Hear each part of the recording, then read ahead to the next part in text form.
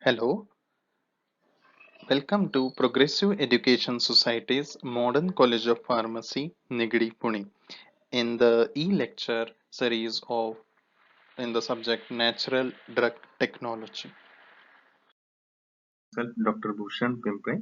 In this video, we will discuss about the formulation and evaluation of shampoos. Shampoos basically are the formulations that are either liquid or solid or sometimes in a powder form.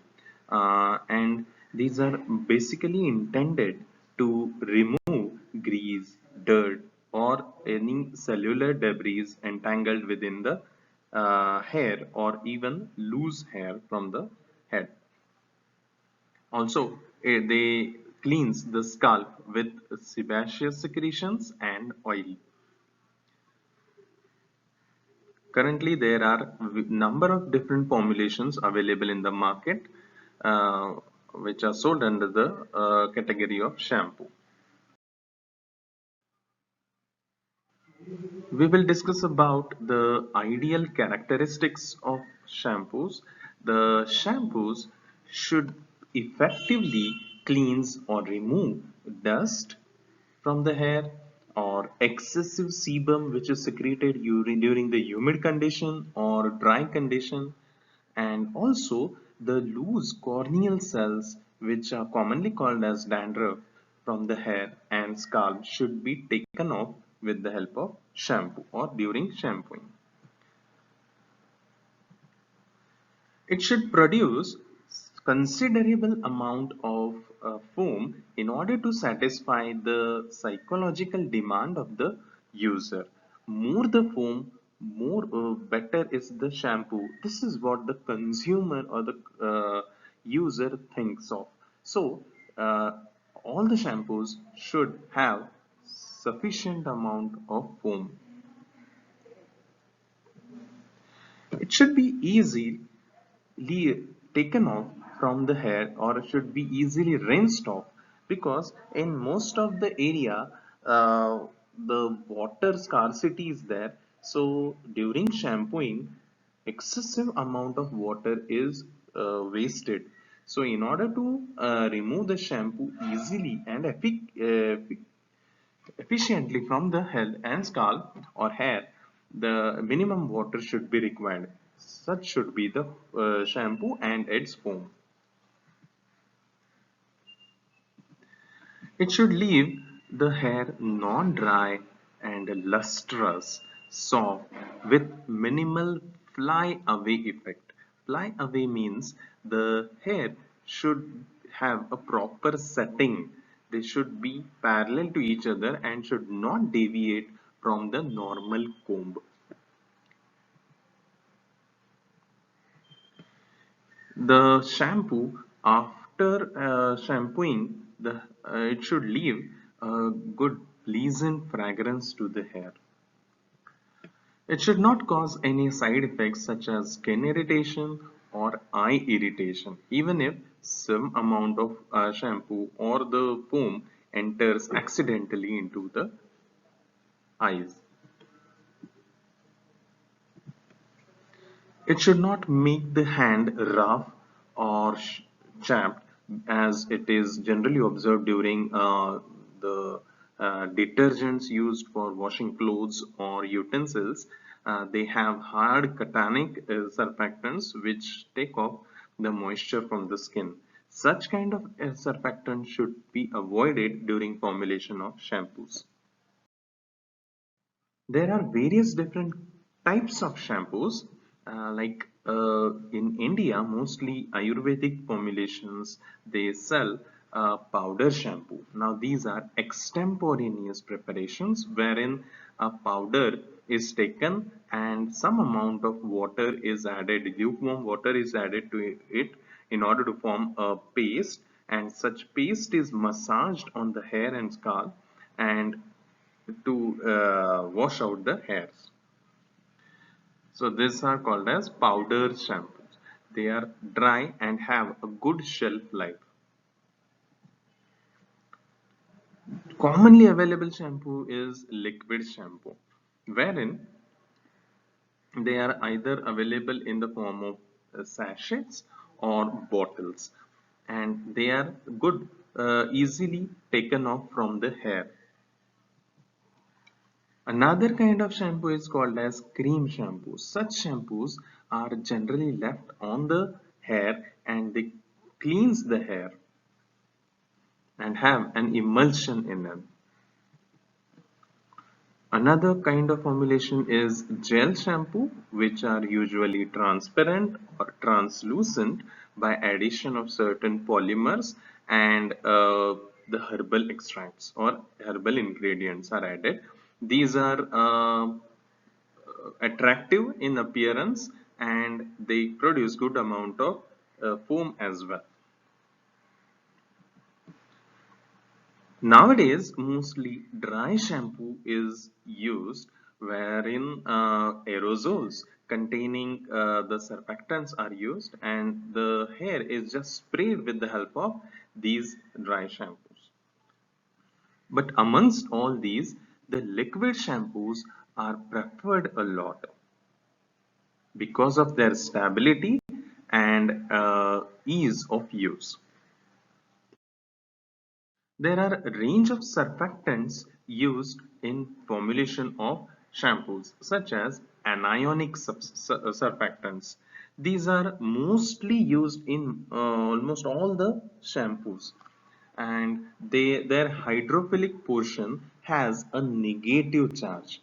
Now, due to this, it imparts a superior foaming ability to the shampoo, plus it also gives a good cleansing ability to the shampoo. Example of certain anionic surfactants used commonly are sodium dodecyl benzene sulfonate, lauric acid, stearic acid, sodium lauryl sulfate, and these are commonly used in most of the shampoos. Another kind of surfactant are non-ionic surfactants. Now, these have a good cleansing ability, but they do not show sufficient amount of foam. Ideally, non-ionic surfactants are to be preferred, but because of their poor foaming ability, most of the time they are not used. Examples: lauric monoethanol amide, stearic ethanolamide, sorbitol esters. Third category is cationic surfactants, but these cationic surfactants are extremely toxic and hence they are not preferred in shampoo or any skin formulations. Even if they are used, the concentration is extremely low. Cationic surfactants are usually used in fabric cleanser or detergents. Example includes benzalkonium chloride, cetrimonium bromide, and bronidox. Another category and very expensive category is called as ampholytics. Now, these are generally not preferred because they increase the cost of the end formulation. They are mainly used as secondary surfactants. Secondary surfactant means in addition to the primary surfactants like either anionic surfactants or non-ionic surfactants, some part of ampholytic can be used. They have a good hair conditioning property. They are mostly the derivatives of amino acids. Example, beta amino acid derivative or asparagine derivative or amidobetanes. So these are few of the surfactants. The commonly and very simple formula with which we can formulate shampoos at lab level are for powder shampoo, henna powder, Rita powder, sodium carbonate, potassium carbonate, borax, and perfume can be used, and they can be mixed well and triturated properly or sieved for 4 to 5 times in order to mix them efficiently. Now this forms the powder shampoo. Another is liquid shampoo. The very simple formula for liquid shampoo is sodium lauryl sulfate, then sodium chloride. It should be added until you get a desired viscosity. Water and perfume color. Color usually added is synthetic color than preservative. Generally, ethyl, paraben, etc. can be used. Lotion shampoos, these are somewhat less viscous compared to the liquid shampoos. Now, these include triethanolamine lauryl sulfate, glyceryl monosterate. It gives the viscosity to the shampoo. Then magnesium stearate, water, color, perfume, and preservative. One more simple formula to design anti-dandruff shampoo is thymol, menthol, and camphor. These are antibacterial, so they can be used. Along with that, triethanolamine lauryl sulfate, water, color, perfume, and preservative should be added in order to produce desired viscosity. So these are very simple formulae to design shampoo. Once the shampoo is prepared, it has to be evaluated, and there are two different categories of evaluation. The first category involves product characteristics. The end product or the finished product should be evaluated for its fragrance, then color, the desired amount of color or the color and fragrance determine the consumer acceptability. So these parameters are to be focused and concentrated upon in a proper manner. Then consistency. The viscosity can be gauged with the help of Brookfield viscometer, because Ostwald viscometer is not suitable to determine the viscosity of slightly viscous shampoos. Then packaging material. Yes, packaging material should be completely filled with the shampoo solution, or even if it is a powder, should be completely filled, because the headspace can cause oxidation of the ingredients. Another category of evaluation is the performance ability or performance characteristics of shampoo. Now, this includes a range of different tests like a foam test or the stability of the foam stability test, detergency and cleansing ability. That means with the use of effect of water hardness, surface tension wetting, surfactant content and analyzing, etc. Then the conditioning action, whether the after shampooing, if the hair are soft, they have minimum fly away, they have good fragrance, luster, lubricity, the texture and setting ability or irritation or toxicity should be evaluated. Then microbiological assay and eye irritation test or skin irritation test should be performed to determine the irritantability of the shampoo. So these become the performance characteristics.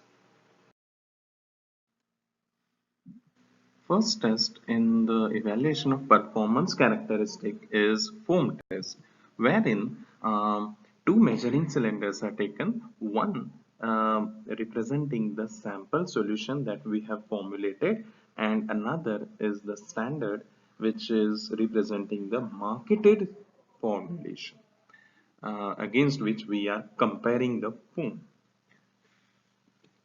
In both the measuring cylinders, 1 ml of oil, 0.5 gram of soil is added, and to them 200 ml of 10% respective shampoo solutions are added.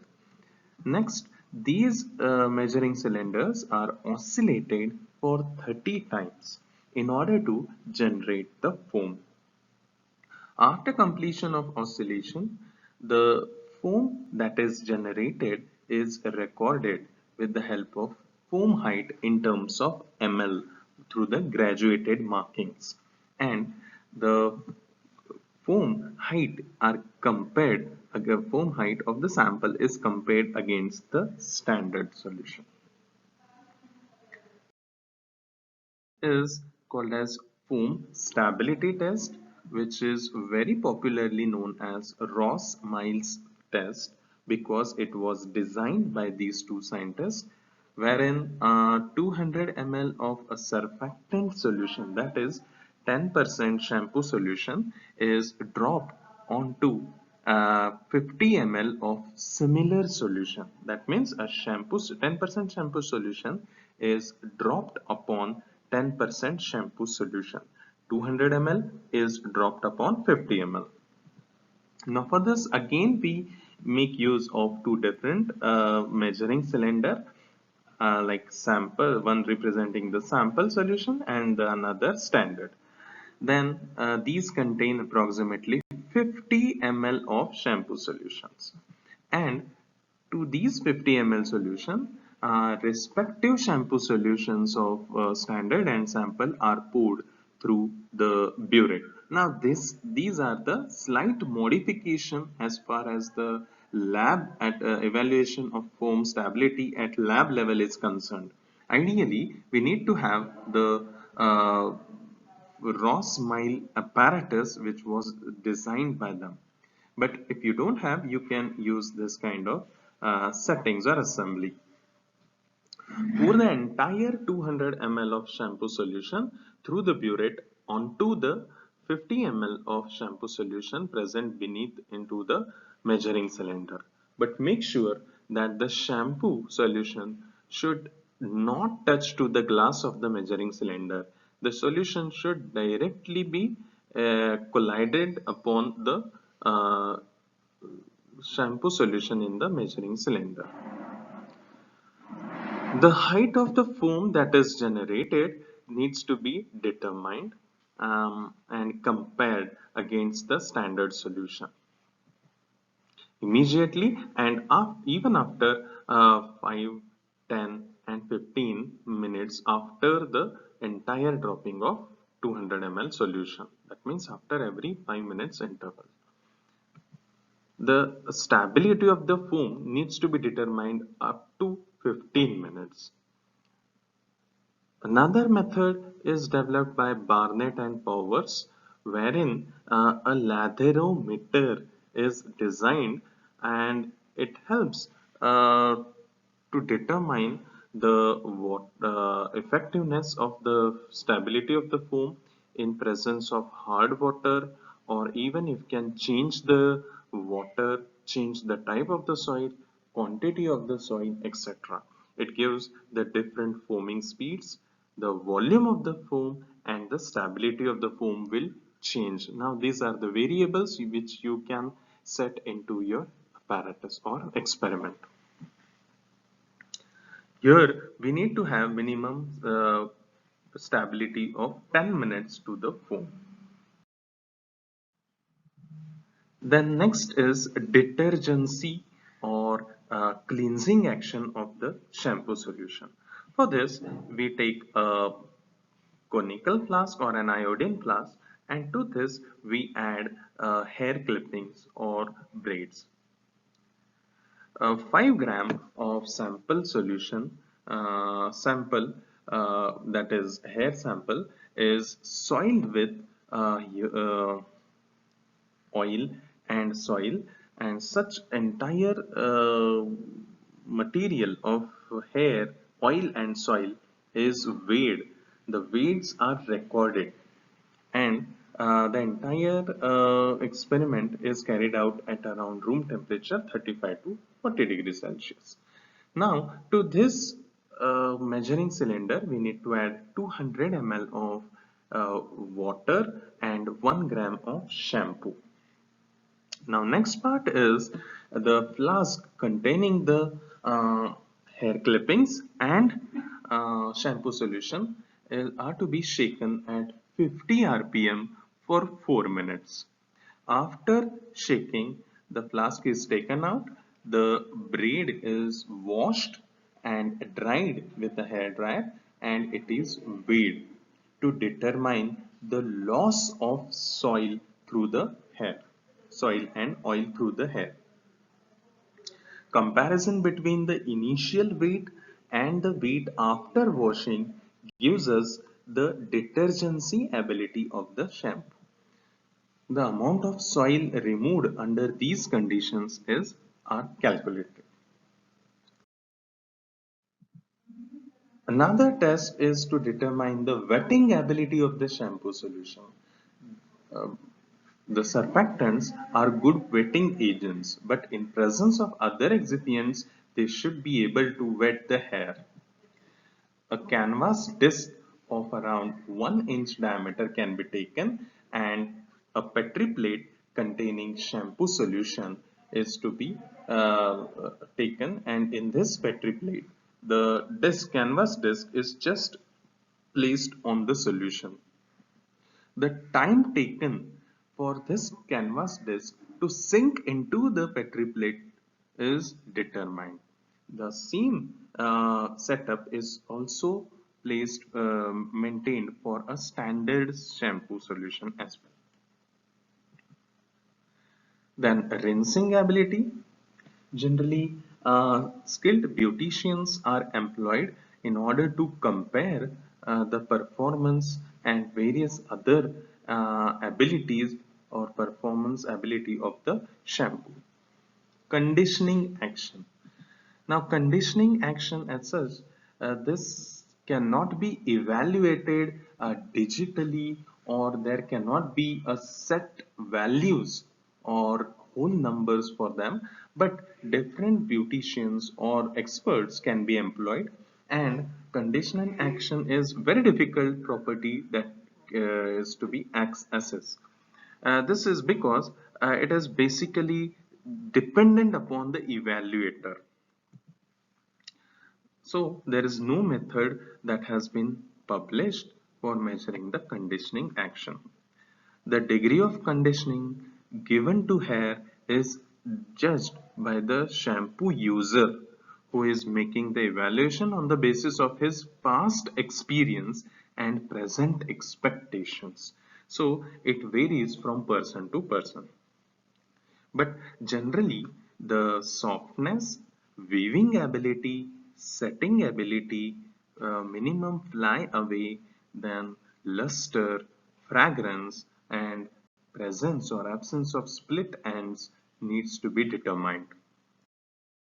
Another important parameter as far as shampoos are concerned is evaluation of eye irritability test or eye irritancy test. For this, generally 9 rabbits are used. 0.1 ml of the liquid shampoo solution is instilled into the corneal conjunctival sac of the rabbit eye, single eye of the rabbit, whereas the other eye of the same rabbit serves as a control. In case of the first three animals, the treated eye, that means the eye in which the shampoo solution is instilled, is not washed and is allowed to remain as such, since washing the eye may or may not alleviate the symptoms of injury. Now, remaining 6 rabbits are divided equally into two groups. In the first group, the rabbit's eyes are instilled with the substance and washed with 20 ml of lukewarm water after 2 to 3 seconds after installation. Whereas in the next group, uh, the washing is done immediately after installation of the shampoo solution. So this is just the difference between the last two group is washing is carried out immediately and washing is carried out after 2 seconds. And whereas in the first three animals, we did not wash the eyes which were instilled with shampoo solution. So now after performing all the installation into the eyes of 9 rabbits, the readings are to be recorded. That means the eyes are to be examined with the help of a 6x lens for the presence of corneal lesions or redness or lacrimation for minimum 24 hours, 44 hours, 48 hours, 72 hours, and even after 4 and 7 days after the treatment. Now, the photograph of the eyes can be taken and can be evaluated for the presence of various toxic parameters. If the lesions persist uh, even after treatment for 7 days, if the lesion persists, then the test material is considered as severe irritant, and in that case, the formula needs to be updated or redesigned. Generally, surfactants cause irritations. Last test is microbiological assay, and for this Staphylococcus aureus are taken, and with the help of bore well method, shampoo solution at different concentrations are added to this, and the zone of inhibition determines the antimicrobial property of the shampoo. Generally, ATCC 6532 is the strain of Staphylococcus aureus that is used for determination of antimicrobial assay. So this is all about the shampoos. Besides, there are certain more tests for the shampoos, but these are very commonly performed at lab level.